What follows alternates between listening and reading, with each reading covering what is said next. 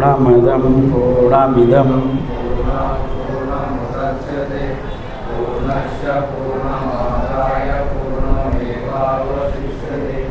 ओम शांति। ओम गुरुर्ब्रह्मा गुरु साक्षात् ओम चिदंबरमठाधीशं शिष्य प्रशिष्य रूपेण यदंग्रि कमलद्वंद्वं तापत्रय शांतैकपदं देवं सिद्धारूढ़ं भजे। आरूढ़ ज्योति गुरु सिद्धोड़ स्वामी जी को अभिनंदन करते हुए प्रातः स्मरणीय चद्दे वंदे आदरणीय सदगुरु भीमाशंकर स्वामी जी को तत्स्वरूपी भगवतान सरस्वती महा स्वामी जी को अभिनंदन करते हुए परमात्मा स्वरूप गण। तो ये गुरु गीता में गुरु महिमा का वर्णन शिव जी कर रहे, उमा महेश्वर संवाद के रूप में गुरु गीता का वर्णन है। तो यहाँ पर कह रहे कि देव किन्नरा गंधर्व पितृ यक्षस्तो तुम्बरु मनोयापिना जानन्ति गुरु सुश्रेण विधीयमा।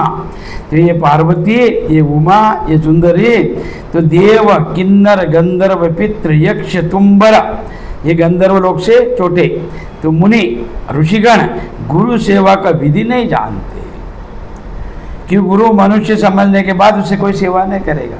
वास्तविक गुरु और शिष्य का सेवा क्या है, वो भी अभ्यासिಗಳಿಗೆ गुरु शिष्य सेवे नारायण। तो गुरु जो ज्ञान बताता है उसको सुनना, ये परम कर्तव्य शिष्य का, और वही सेवा है सुनना, और सुनने के बाद छोड़ना नहीं है कि ये कान से सुने ये कान से छोड़ दे, ऐसा नहीं। वो कानों से कर्ण से श्रवण किया हुआ विषय मन में जाना चाहिए, क्यों मन ही कारण है बंधन और मोक्ष का।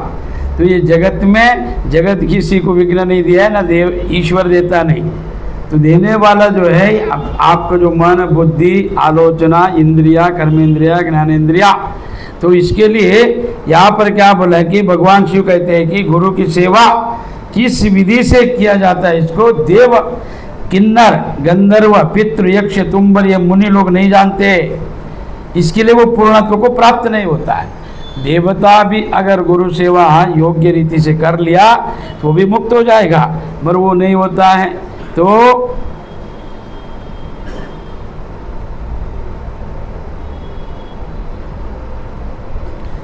कि पता है देवता लोग में भी अहंकार है, किन्नरों में भी, गंधर्वों में, पितरों में, यक्षों में, तुम्बों में, किसमें नहीं अहंकार।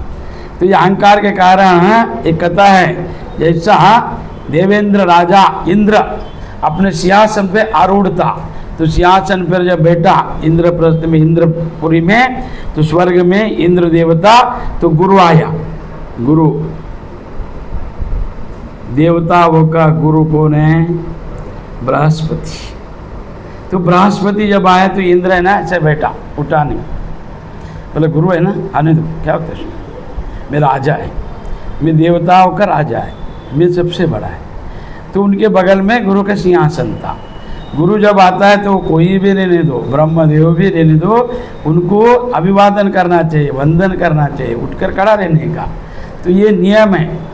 तो वो इंद्र ने क्या किया, सब देवता लोग उठ के खड़ा हो गया, बृहस्पति आया, इंद्र खड़ा नहीं हो गया, अभिमान आया उसको, अहंकार आया।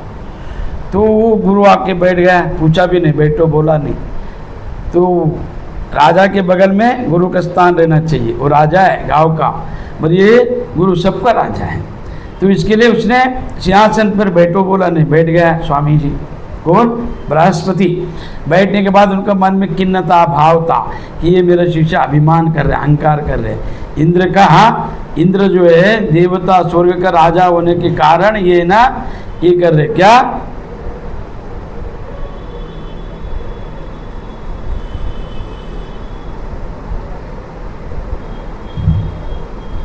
इंद्र तो उठा नहीं, तो गुरु का सम्मान किया, का अभिमान था, अहंकार था, पदवी प्रतिष्ठा का।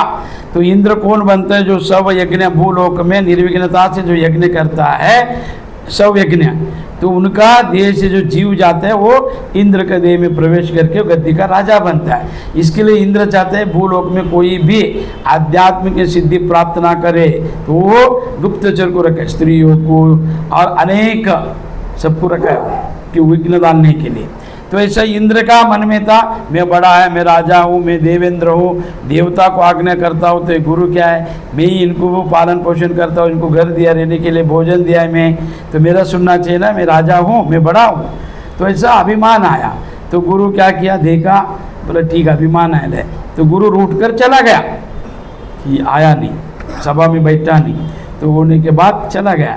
फिर देवता लोग बोला अरे गुरु रूठ गए, मनाओ। बोला नहीं, मैं नहीं आएगा तुम्हारे सभा में, मैं नहीं आएगा।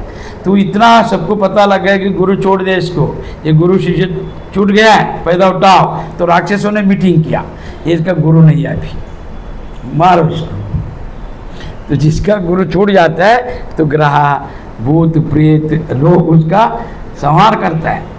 तो गुरु छूट गया है, छोड़ दिया इसने गुरु को, अभिमान है, अहंकार है, तो इसको बदला ले लो। तो दैत्यों ने मीटिंग बिठाया स्वर्ग पर आक्रमण करने का। आक्रमण जैसा किया तो इंद्र भाग गया। इंद्र भागने के बाद बोला अरे मैं तो हार गया, मेरा राज सत्ता दैत्यों के पास गया, अभी क्या करूँ। फिर उसने गुरु को जाके नमन किया। गुरु बोला नहीं, मैं नहीं आएगा, तू बराबर नहीं है, मैं नहीं आएगा, तू लड़, तेरे पास शक्ति है, बल है, बुद्धि है, कर, युद्ध कर, जीत ले तेरा स्वर्ग को। फिर गुरु रूठने के बाद फिर दूसरा गुरु किया। अरे ये जाने जा, और बहुत गुरु लोग हैं, गुरु कम है क्या, पैसा दे तो कोई भी मिलेगा गुरु। तो वो गुरु बदला, वो गुरु को बोला अरे तुमको है ना उससे ज़्यादा देगा, उनसे ज़्यादा सौलभ्य, उनसे ज़्यादा सम्मान वो सब देगा। तो वो गुरु भी सोचा ये क्या है शिष्य, अपना गुरु को छोड़कर दूसरों को रिश्वत देकर ये काम करा के लेता, इसमें भक्ति श्रद्धा नहीं है। तो उन्होंने बोला ठीक है देखता हूँ, आके बैठा। बैठने के बाद उनके मन में भी एक भाव था कि नहीं ये योग्य शिष्य नहीं है। फिर वो भी पूर्ण आशीर्वाद नहीं दिया, फिर से हार गया। फिर उस गुरु को बदला, तीसरा गुरु के पास गया। तीसरा गुरु को बोला क्या, तो वो बोला ठीक है अभी वो राक्षस को ऐसा नहीं मरेगा। तो वो राक्षस ने ऐसा तपस्या किया है कि महात्मा संतों का हड्डी से बनाया हुआ अस्त्र से, वज्रास्त्र, उससे ही वो मरेगा। फिर उन्होंने अपने देह को समर्पण किया, देह दान दिया एक ऋषि ने, इंद्र। फिर उस हड्डी से बनाए वस्त्र से मारकर वो जीता। फिर बोला तेरे गुरु को बुला ले। फिर गुरु पादा पूजा करके बैठ के फिर स्वर्ग को चलाने लगा। ऐसा राजा इंद्र भी अगर गुरु को छोड़ते है तो उसका गद्दी चला जाता है। तो मनुष्य का क्या है, ये लेट होएगा मर होता है। तो इसके लिए तो गुरु सेवा देव किन्नर गंधर्व पितृ यक्ष तुम बरहा मुनि ही, ये लोग भी नहीं जानते उस विधि को। तो गुरु कैसा प्रसन्न होते, आप तंग स्थान